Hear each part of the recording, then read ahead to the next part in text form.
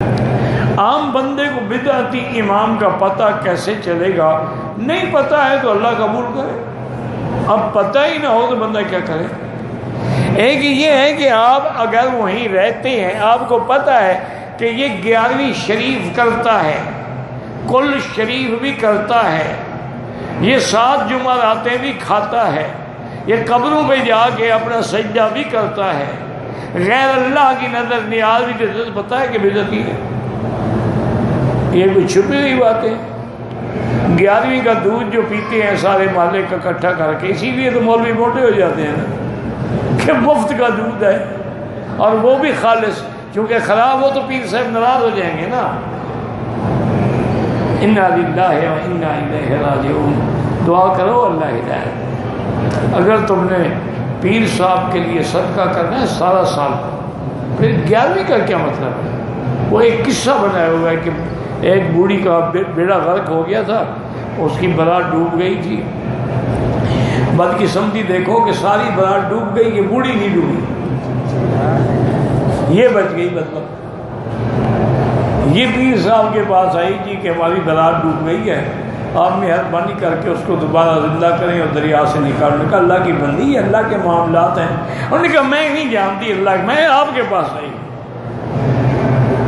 تو پیر صاحب نے حکم دیا، اور بوڑھی کا بیڑا جو ہے کہتے ہیں 40 سال کے بعد نکل آئی، یعنی پہلے بھی بوڑھی تھی 40 سال، پھر بھی بدبخت زندہ رہی۔ یعنی جھوٹ بولنے کا کوئی وزن بھی تو رکھو نا۔ انا للہ و انا الیہ راجعون۔ کہتے ہیں کہ ہم کھاد لوگوں کو 6 مہینے کی ادھار پہ دے دیں، وہ جائز ہے، یہ سود نہیں ہے، بات کو سمجھو۔ یہ کتاب ہے،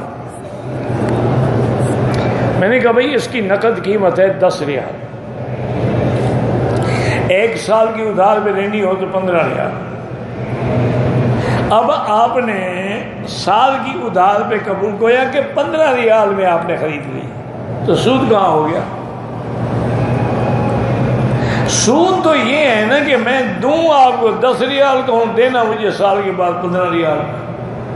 یہ سود ہے جو وقت کے بدلے میں پیسہ لیا جائے۔